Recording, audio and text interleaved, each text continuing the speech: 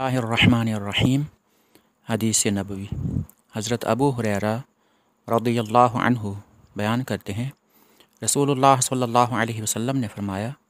जो शख्स हिदायत की तरफ दावत दे तो उसे भी उस हिदायत की इत्तिबा करने वालों की मिसल सवाब मिलेगा और ये उनके अजर में कोई कमी नहीं करेगा। और जो शख्स किसी गुमराही की तरफ दावत दे तो उसे भी उस गुमराही की इत्तिबा करने वालों की मिसल गुनाह मिलेगा और ये उनके गुनाह में कोई कमी नहीं करेगा। इस हदीस पाक में नबी करीम सल्लल्लाहु अलैहि वसल्लम ने नेकी का हुक्म देने और बुराई से रोकने की अहमियत भी बताई है और ये भी बताया है कि एक शख्स अगर दूसरे लोगों को भलाई की दावत देता है, हिदायत की दावत देता है, इस्लाम की तरफ बुलाता है, तो अगर कोई शख्स उसकी बात मानकर हिदायत के रास्ते पर आ जाता है तो इन दोनों को सवाब मिलेगा। एक को तबलीग करने का,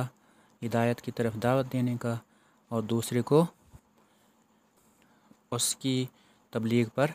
अमल करने का। और ये फरमाया कि जिस शख्स ने उस शख्स की बात मानकर हिदायत का रास्ता इख्तियार किया है तो उसका जो अजर होगा उसमें कोई कमी नहीं की जाएगी,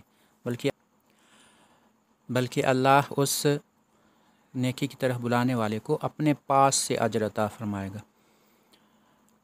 और फरमाया कि जो शख्स बुराई की तरफ बुलाता है, बुराई की दावत देता है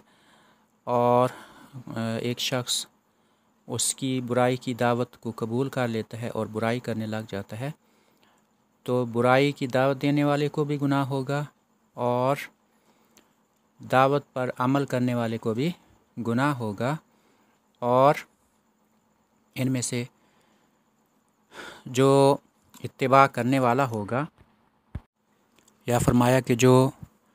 बुराई की दावत देने वाला होगा, तो इनमें से किसी के भी गुनाह में कोई कमी नहीं होगी। सबक इस हदीस से हमें ये हासिल होता है कि हमें अम्र बिल मारूफ़ और नही अनिल मुनकर का काम करना चाहिए, इसका उल्ट नहीं करना चाहिए, क्योंकि इसके उल्ट के बारे में अल्लाह ने फरमाया है कि ये मुनाफ़िकों का काम है कि वो बुराई की तरफ बुलाते हैं